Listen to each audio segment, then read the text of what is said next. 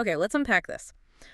I want you to picture a scenario that I think every single person listening has been in. Hmm. It's a Tuesday afternoon. You are sitting in a boardroom or, maybe a dimly lit conference hall. The projector hums to life, and up on the screen pops a slide. And it is a nightmare. Oh, the dreaded wall of text. We've all seen it. It's so dense.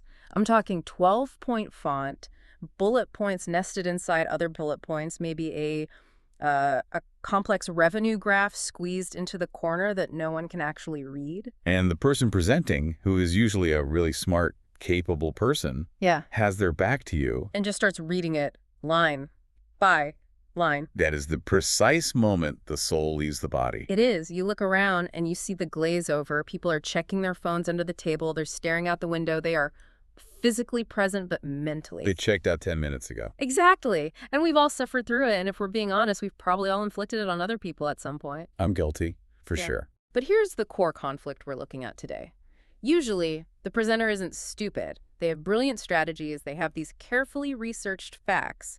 So why does all that hard work just fail to inspire anyone? Why doesn't it move the needle? That is the million-dollar question. And to answer it, we are doing a deep dive into a classic conversation from the Harvard Business Review. It's titled Storytelling That Moves People, and it features a man named Robert McKee. Okay, so we need to do a quick credibility check here, because when you hear storytelling in a business context, it's easy to roll your eyes. It sounds soft. Right. And McKee isn't a CEO. He's not an investment banker. He is a screenwriting coach. But calling him just a coach is really underselling it. This is the guy who taught the writers of Toy Story, Forrest Gump, Nixon. The list is incredible. His students have won, 18 Oscars and over 100 Emmys. The man understands the mechanics of attention better than perhaps anyone alive. So our mission today is to take his Hollywood expertise and apply it directly to, say, Wall Street. We're going to deconstruct his advice to answer one specific question. Which is? How do you take a dry, boring investment pitch and turn it into something that makes bankers or your boss or a client want to throw money at you? It's all about moving from rhetoric to story. Mm-hmm. And frankly, it's about understanding how the human brain actually processes information. Because the way we usually pitch is, well, it's fighting against our own nature. Okay, let's start with that distinction, because McKee draws a really sharp line between two ways of persuading people. The first one is conventional rhetoric. Right. This is the default mode for the corporate world.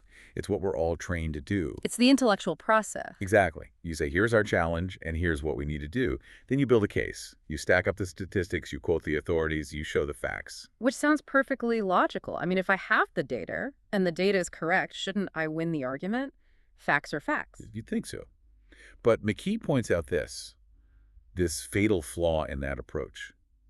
When you present a list of arguments, you are inviting the audience to argue back. How so? If I give you a stat, you can't really argue with a number, can you? Oh, absolutely you can. While you're presenting your stats, the people listening aren't just empty vessels. They have their own authorities, their own statistics and experiences. So they're fact-checking you in their heads. They're debating you. While you're talking, they're looking for holes. They're thinking, sure, sales are up, but what about the churn rate? Or, yeah, but that data is from last quarter. I do that all the time. If someone throws a stat at me, my first instinct is to find the counter-argument. It's a defense mechanism. And here's the kicker. Even if you win the intellectual argument, even if they can't refute your logic, you've only engaged their minds. You haven't touched their hearts, their energy. And if people don't act on reason alone... So conventional rhetoric creates a confrontation. The alternative is storytelling. And McKee argues that this isn't about making things up. It's about uniting an idea with an emotion.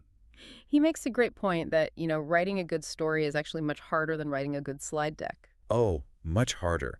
Any intelligent person can make a list. But a story creates a memorable experience. It taps into cognitive science. We just naturally work through stories. Right. If you give me a list of bullet points, I'll forget them by lunch. But if you tell me a narrative about why those points matter, cause and effect, my brain locks it in. It's how we organize experience. Okay, but I want to pause here because story is such a buzzword and it gets abused. Yes. Business people here tell a story and they think, oh, I should tell a joke or, I'll share a cute anecdote about my dog to break the ice. And that is absolutely not what McKee means. He's very specific. He defines a story as an expression of how and why life changes. How and why life changes. That feels big. Can you break that down? Sure. It follows a fundamental arc. You start with life in balance, everything's fine, it's normal. Then there's an inciting incident. The disruption. Exactly. Something happens that throws life out of balance. And the rest of the story is just the protagonist struggling against all these opposing forces to try and restore that balance. I love his phrase for it. Subjective expectations crashing into an uncooperative objective reality. I mean, that's just life, isn't it? It's every Monday morning. It's the human condition. And he says if you can harness that structure in a presentation, you basically own the room. So let's make this practical. I think we should walk through the case study he provides because it's the clearest example. The fictional biotech startup, ChemCorp. Right. The setup is high stakes. The CEO of ChemCorp needs money. He's pitching skeptical bankers on Wall Street. Okay, so let's do the boring pitch first. The conventional rhetoric version. I'm putting on my banker hat. Go. The CEO stands up, adjusts his tie. He says, "Good morning. We have discovered a new chemical compound that prevents heart attacks." Okay. Sounds good so far. I'm listening. He clicks a slide. Here is the market size for heart medication. It's billions of dollars. Yeah. Click. Here is our business plan. Click. And here is our organizational chart. The org chart. And as a banker, you're sitting there, nodding politely, checking your watch. And I'm thinking, great, but Roche and Pfizer are better positioned than you are. You're a small fish. Nextly. Exactly. It's dry. It creates no tension. It's sanitized. It ignores the reality that business is messy and hard. Okay, so now let's look at how McKee reconstructs this. He storifies the pitch.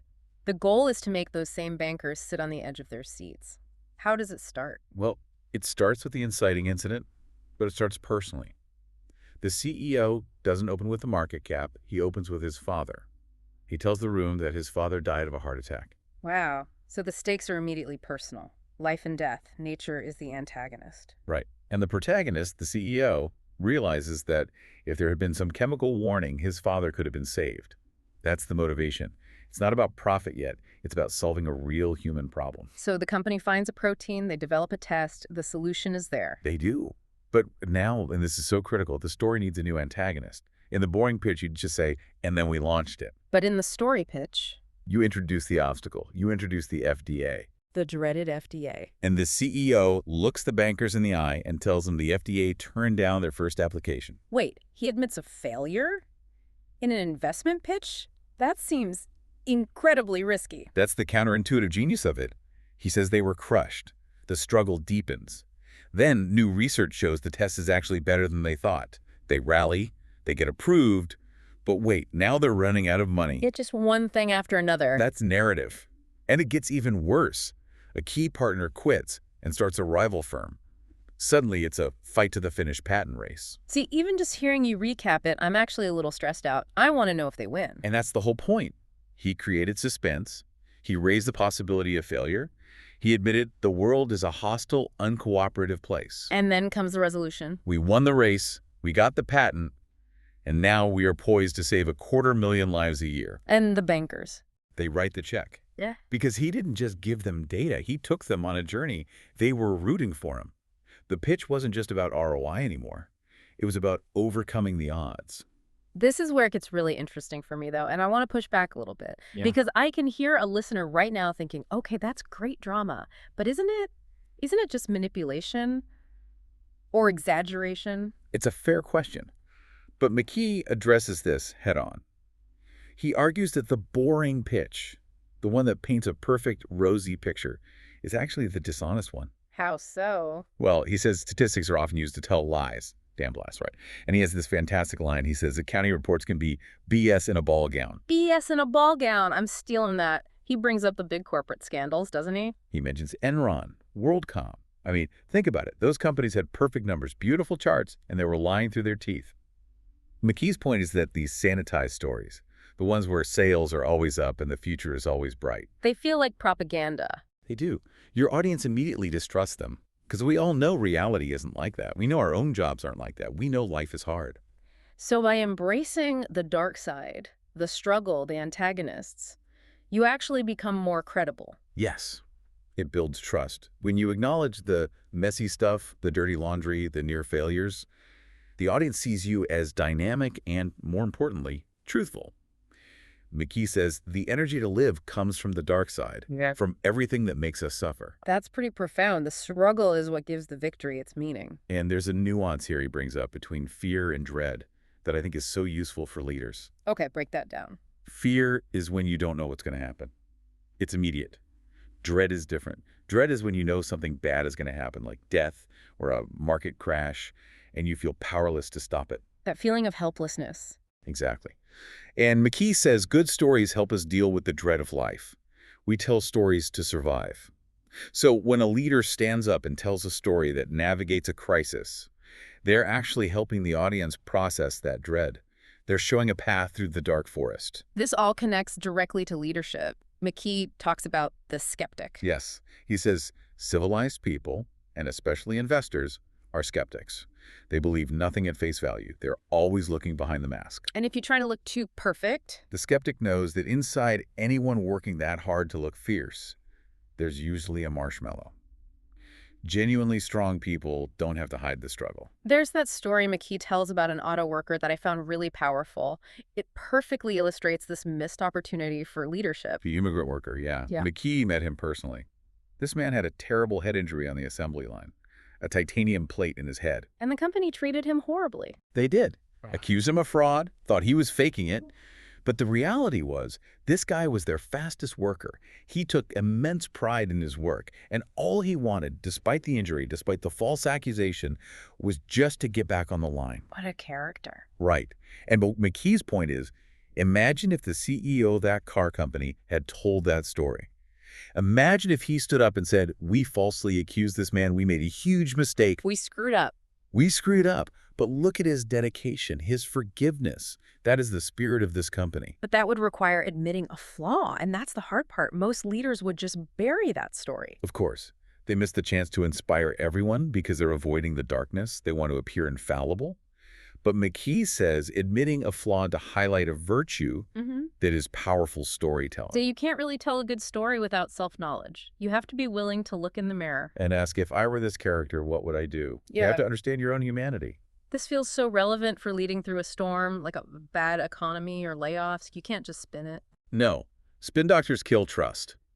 McKee says the best way is to look people in the eye, lay out the really scary challenges, the antagonists, and say, we'll be lucky as hell if we get through this, but here's what I think we should do. We'll be lucky as hell. That is a terrifying thing to say to shareholders. It is.